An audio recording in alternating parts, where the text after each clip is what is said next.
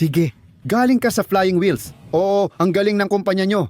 Salamat, nakuha ko na ang plaka mo. Huwag kang mag-alala, ayos na yon. Ako na bahala. Ang buwisit na electric na kotse na to, ang laki ng magagastos ko dito. Nag-antay ako mula 2,000 at 19 para rito.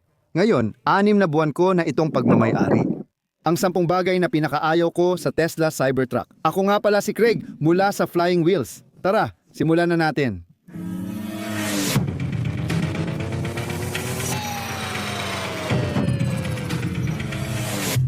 Ang daming galit at ayaw sa truck na to. Sabi nila, para lang daw itong piraso ng karpet. Salamat. Alam kong nagbibiro ka lang, di ba? Hindi, nagbayad kami ng malaki dito. Seryoso ako. Tinanong mo ako kung ako ang gumawa nito. Hindi, maganda ang kotse na to.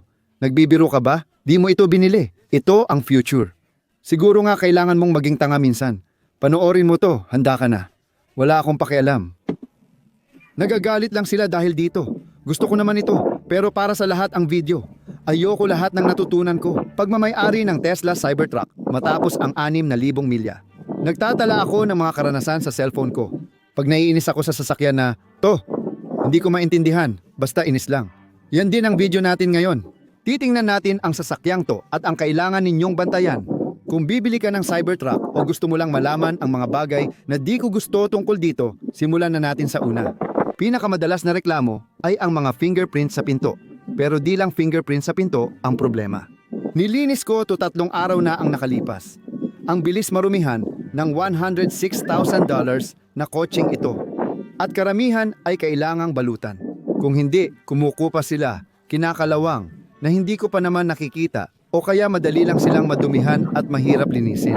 Gusto ko ipakita sa iyo kung paano buksan ang pinto. Pinipindot ko dito at kailangan nating hawakan ang pinto para buksan. Kailangan kong hawakan ang stainless steel. At kahit anong gawin ko, nagkakaroon pa rin ng fingerprint sa pinto at nananatili lang doon. Tungkol sa stainless steel, punta tayo sa harap ng kotse. Parang nagmamaneho ka ng brick. Isa itong magnet ng mga insekto. At talagang dinadagsa ito ng mga insekto ng mabilis at matindi. Parang performance ko tuwing Sabado ng gabi, mabilis at matindi. At hindi mo sila matatanggal agad. Kailangan ko talagang kuskusin ng todo para matanggal lahat ng dumi sa harap ng grill na to o kung ano man ang tawag mo sa grill ng isang electric na sasakyan. Susunod kong ipapakita sa iyo ang malaking windshield at wiper. Di ko lang ipapakita sa iyo mula sa pananaw ng usapan natin, gusto ko ring ipakita sa iyo ang aktwal na karanasan. Nag-video ako ng totoong mga pangyayari, kaya lilipat tayo doon mamaya. Pero tingnan mo yung laki ng wiper na ito. Out of stock siya kung kailangan ko palitan itong wiper. Sa ngayon, out of stock ito at mahigit $100 ang halaga para palitan ang pinakamalaking wiper sa mundo. Ngayon, bukod sa pagiging pinakamalaking wiper sa mundo, nag-i-spray na rin ito direkta mula sa wiper. Mapapansin mong walang nozzle sa hood tulad ng ibang kotse, pero nag-i-spray ito pababa.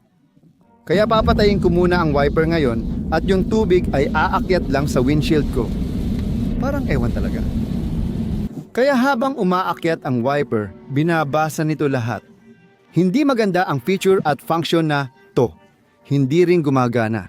Ito ang ibig kong sabihin sa totoong buhay. Makikita mo lahat ng hamog sa umaga sa windshield ko. Bubuksan ko ang wiper. Itutulak lang niya pababa.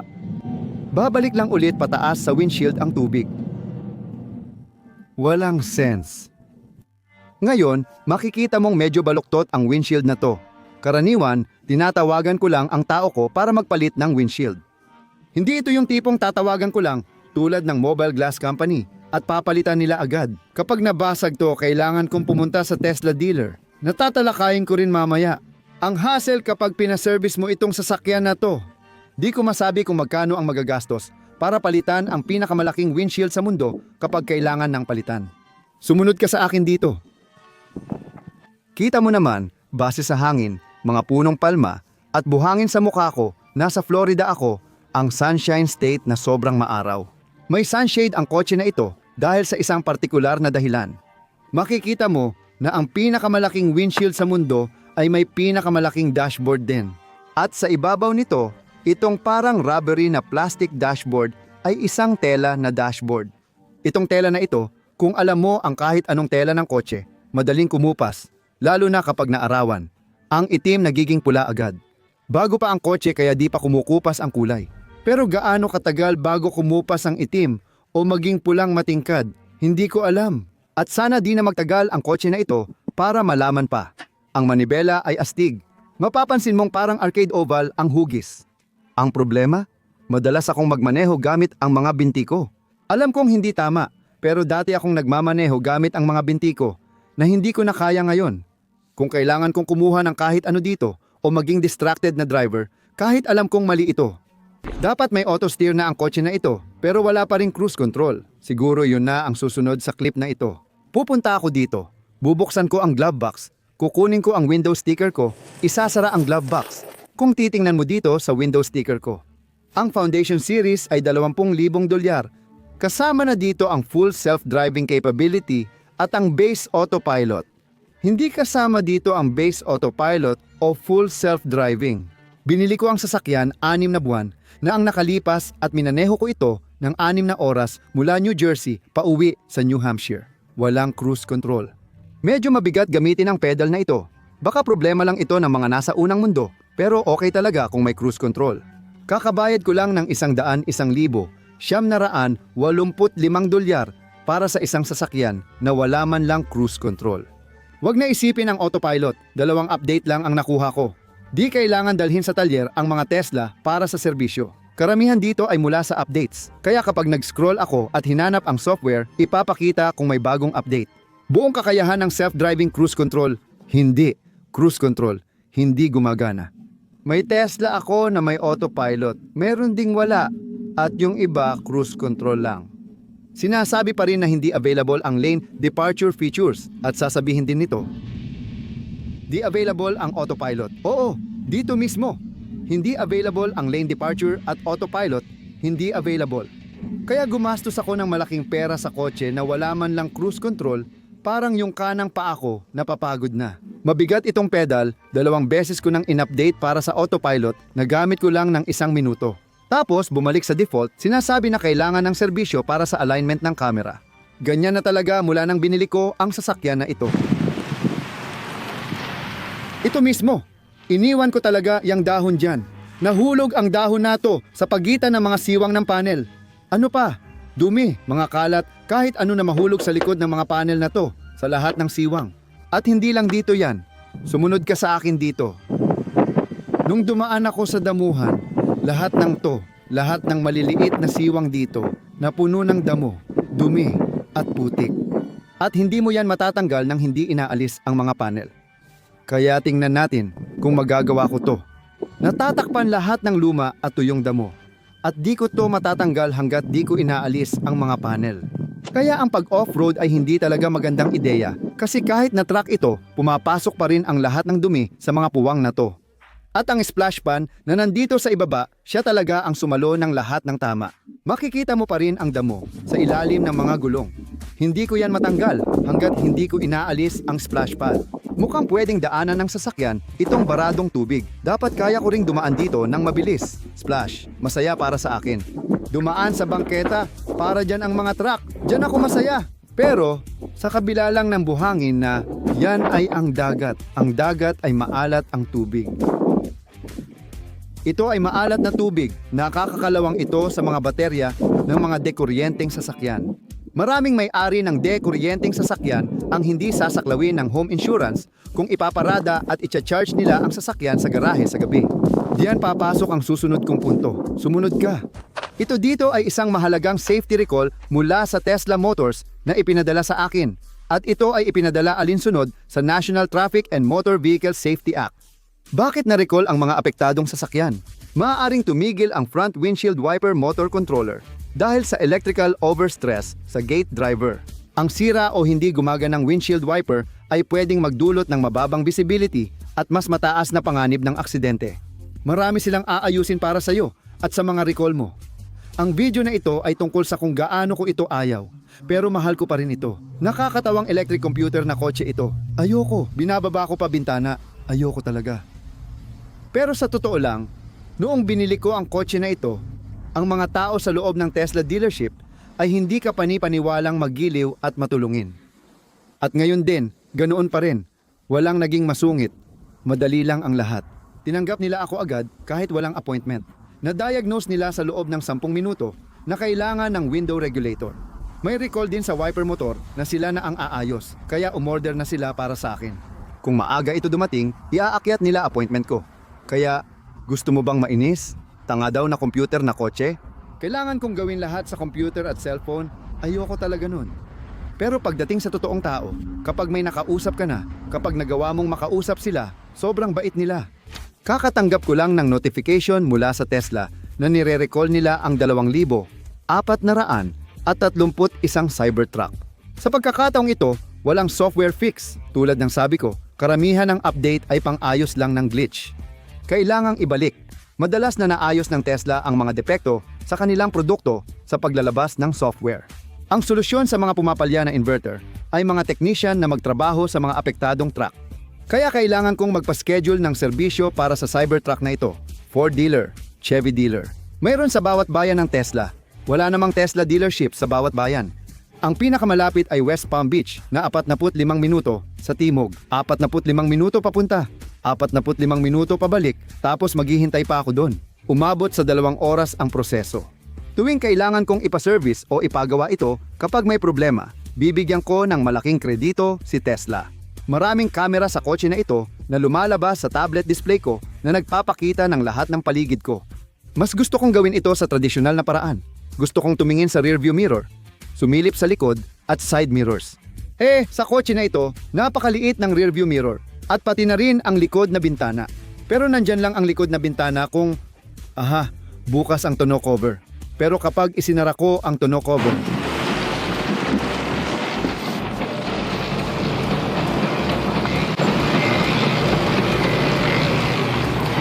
wala ka nang makikita. Plastic lahat ng panel na ito. At yung mukhang leather, parang sobrang nipis lang na pleather. Sa tingin ko, at madaling mapunit.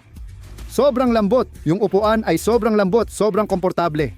Gustong gusto ko talaga yung pakiramdam nito. Pero sobrang delicate niya. At kung titingnan mo dito, at pati sa ilang ibang bahagi, tulad dito at dito, gamit na. At 6,000 milya pa lang. At di ko masabi kung ano ang maaaring naging dahilan nito. Baka isipin mong nakakatawa ito, pero hindi dahil hindi lang ako ang nakaranas nito. Heto ang pitaka ko, itatapon ko sa likod ng upuan. Nawala ang pitaka ko ng 4 na oras, kaya binalikan ko ang hindi bababa sa 10 nadaanan ko. Hindi ko makita ang pitaka ko, hindi dahil napunta ito dito, kundi doon. Kung iaangat ko ngayon ang upuan, mapapansin mong hindi mo makikita ang pitaka ko kahit saan. Wala ito dito. Habang naghahanap ako, naisip ko, baka dumaan ito sa upuan. Tumingin ka rito. Hindi ko talaga makita ang pitaka ko kahit saan. Gusto kong makita mo rin ang itsura nito sa pananaw ko, pero wala talaga dito. Tingnan mo, may napkin at panali ng buhok. Wala talaga. Ay, ayan na pala. Nasa likod ng upuan. Ayan ang pitaka ko. Akala ko dati, akin lang ang problema, hanggang sa may dinner kami ng barkada.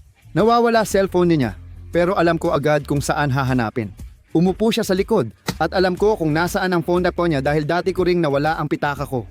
Ngayon, isa sa mga bagay na gusto ko sa Cybertruck ay ang likurang upuan. Seryoso ka ba? Habang nasa soccer ang mga anak ko, madalas akong nagtatrabaho sa likod pero namamatay lagi ang kotse ko doon.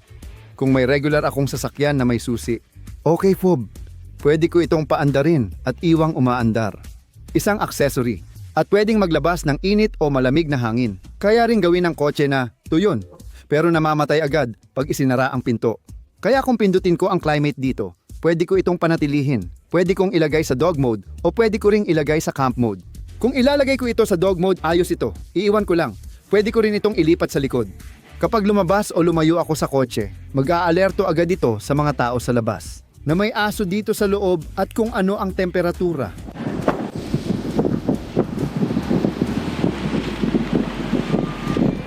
Pag may gagawin ako sa likod, kailangan ko ilagay sa dog mode at tumambay sa likod.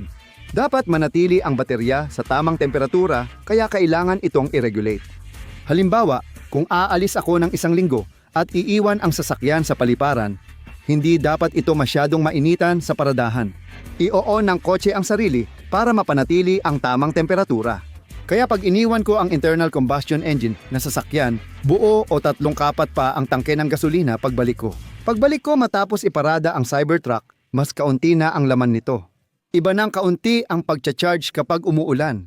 Sa madaling salita, naglalagay ako ng napakalaking kuryente sa saksakan na ito na kailangan kong isaksak habang umuulan. Ayos lang, ligtas daw. Pero kapag sinabi mo ng malakas, parang hindi tama pakinggan. Ngayon, ang problema ay maliit lang itong pinto na may bisagra. Wala talagang nakakakabit dito para manatili siyang nakasara. Kaya makikita mo kung gaano kadaling bumukas ito kahit kaunti lang. Kapag nagmamaneho ako sa highway, laging pumapagaspas ito sa hangin pero wala pa namang problema ngayon. Kahit nakita mong bumukas ito, sa salamin ko nakikita kong lumalabas siya. Ilang libong milya pa kaya bago talaga ito tuluyang masira. Kakayanin ba nito ang hampas ng hangin habang buhay o darating din ang panahong titigil na lang ito? Ang kotse na ito ay may matutulis na gilid at tulad ng sinabi ko, may autopilot cruise control din. Hindi lahat ng kamera ay bukas. May depekto kaya kailangan kong ibalik ito pero laging 1 buwan ang hintayan sa serbisyo. Nabungi ko, sobrang nabungi ang pintuan ng garahe sa bago kong bahay. Dahil mapapansin mong walang backup sensors, walang parking sensors. May tama ang plastic na bumper ko. Dahil walang nagsasabi sa akin na malapit na ako sa isang bagay na di kayang ipakita ng kamera. Muli, walang rear view mirror kaya hindi ko nakita sa gilid ko. Hindi gumagana ang mga salamin at sensor. Talagang nasira ko ang pinto ng garahe ko. Iyan ay bago dahil sa matutulis na gilid. Puntahan natin ang makapangyarihang service department na ilang beses ko nang nabanggit. Tesla dealer, hindi ganon kaswerte, lalo na dito sa New Hampshire. Ang pinakamalapit ay 1.5 oras mula Florida at 45 minuto ang pinakamalapit sa akin. Kaya limutin mo na lang na biyahe ito. Nakapunta na ako doon ng 3 beses. 1.5 oras ang biyahe para lang ipagawa kotse ko. Sobrang haba ng pila nila na kailangan kong maghintay ng 1 buwan tuwing may ipapagawa ako. Nagkaproblema ako dahil paulit-ulit bumababa at umaangat ang bintana. Sa wakas, naayos na rin ang bintana matapos ng 1 buwang paulit-ulit na pagtaas-baba tuwing bagyo. Siyempre, binuksan ko ang kamera at hindi na niya ginagawa ngayon. Salamat. Sa wakas, nagsisimula na talaga akong mainis sa sasakyan na to. Hindi ako naka-avail ng serbisyo buong buwan. Computer lang ang 800 na numero. Walang taong matatawagan, lahat sa app lang at puro text. Kailangan ko pang maghintay ng sagot nila. Kaya kapag may emergency o kailangan ko ng tulong agad, hindi ko ito agad makukuha dahil kailangan ko pang mag-text sa app. Sumasagot lang sila pag kaya nila, kaya feeling ko hindi ako priority. Hindi ako agad makakakontak kahit kanino kung may kailangan ako, pati nung binili ko ito. Ewan kung paano gumagana ang Cybertruck nung binili ko ito. Pati dealer, walang alam. Di ako makatawag dahil computer-based ang serbisyo. Kaya inalam ko lahat habang pauwi nung araw na binili ko ang sasakyan. Lahat ay ginagawa sa pamamagitan ng app at sobrang minimal lang ang komunikasyon sa totoong tao. Napansin ko yung isa pa. Kapag itinulak ko ang pinto, may aktual na actuator na lumalabas para buksan itong pinto. Kapag binuksan ko ito tapos sinara agad, hindi siya magsasara kasi bumubukas yung actuator at kailangan munang magsara bago maisara ang pinto. Di naman malaking problema, napansin ko lang ngayon. Pagpasok sa kotse, ipinakita ko na sa iyo agad yung sticker sa bintana. $100,000 Sa totoo lang, kilala ang Tesla sa pagpapababa ng presyo ng kanilang mga bagong sasakyan na maganda naman. Gusto ko rin na mas mababa ang bayad ko sa bagong sasakyan. Pero kapag binabaan ng Tesla ang presyo ng bago nilang sasakyan, lalong bumababa at bumibilis ang depreciation ng second hand nila. Nagbayad ako ng $100 at $1,000 para sa sasakyan na ito ngayon. At iyon lang ang option ko para mabili ito. Sa Foundation Series, mabibili mo na ang Cybertruck all-wheel drive sa $79,980. Tumutulong ito para mag-qualify sa $7,500 na tax credit. Basta ang presyo ay di lalampas sa $80,000. Higit dito, di na kwalipikado sa EV tax credit. Nagbayad ako ng $102, di rin ako nag-qualify sa tax credit sa electric vehicle. Kung mas mababa ito sa $80,000, na-qualify sana ako sa dagdag na $7,500 at naging $72,500 ang presyo. Ano ang ibig sabihin nun? Pwedeng bumili ang mga tao ng halos kaparehong truck na mas mura ng $23,500. $24,500 na mas mababa sa binayaran ko. Oo nga, hindi ito magiging foundation series. Hindi na sila gagawa ulit ng foundation series. Para sa mga totoong Tesla fans, di ka na makakakuha nito maliban kung bibili ka ng foundation series ng iba. May isa pang kakaiba na nagiging issue tuwing magkasama kami ng asawa ko sa kotse, kahit maliit lang na bagay. Sa presyo nito, inaasahan kong may dual climate control na. Kapag pinindot ko ito, akin na agad ang temperatura dyan. Walang ibang opsyon para sa asawa kong laging nilalamig at ako namang laging naiinitan na magkaibang temperatura kami. Yung likod, pwede nilang ayusin ang temperatura nila, hiwalay sa akin. Bago ko sabihin ang pinakahuling dahilan kung bakit hindi ko talaga pinapansin. Siguro hindi ko gusto ang Cybertruck dahil may isang bagay na nakakainis. Sasabihin ko sa iyo mamaya. Gusto kong makita ang isang bagay at iyon ay ang kakayahan nito sa off-road. Mayroon akong Humvee H1 na kayang umakyat halos kahit saan. Kasama na ang pader na yan kung gugustuhin ko. Pero magagawa rin ba nito ang ganoon? Kaya ipaparada ko muna ito at mula rito, ilalagay ko ito sa all-wheel drive. Kumpirmahin natin na gagamitin natin ang trail assist. Kumpirmahin kung nasa high ang ating mga setting. Meron silang off-road app kung gusto ko. Ipinapakita nito sa akin ang lahat ng nasa paligid gamit ang mga kamera. Pati ang pitch at leveling. Astig talaga ito. At hindi talaga ito available noon, ngayon lang kamakailan. Kakakuha ko lang ng update. Di ko pa nakikita ang mga locking differential na ito, kaya bubuksan ko lahat. Kumikislap ang indication light, igalaw ang manibela pakaliwa at pakanan habang umaandar pasulong para mag-engage. Sinasabi rin dito na pwede nating itaas ang ride height sa maximum na 100 at 39 na pulgada ang ground clearance. Kaya wala na ang Cybertruck, na ibenta ko na ito. 2 linggo na akong walang Cybertruck. At sa totoo lang, namimiss ko ito. Pero sobrang laki ng lugi ko sa halaga, kailangan ko talagang ibenta yon bago pa lalo bumaba ang presyo nito. Gagawa ako ng hiwalay na video tungkol sa kung paano ko ito naibenta, magkano ang benta, at gaano kalaki ang nalugi ko sa 6 na buwang pagmamay-ari ng Cybertruck na ito. Kung interesado o natulungan ka ng video, malaking bagay sa akin ang thumbs up at pag-subscribe, lalo na kung mahilig ka sa automotive. Masasabi kong nagustuhan ko talaga ang Cybertruck, pero dahil may iba pa akong sasakyan na pwedeng gamitin para sa mas mahahabang biyahe. May bago akong malaking sasakyan para sa road trip ng pamilya. Masaya itong gamitin. Kung gusto mo ng atensyon, mabuti man o masama, iyon ang truck na kailangan mo. Nakamilyon na ito ng views at araw-araw ko itong namimiss. Salamat sa panonood. Ako si Greg ng Flying Wheels. Kita-kits mamaya. May isa pang Cybertruck na dumadaan. Silipin natin presyo nito.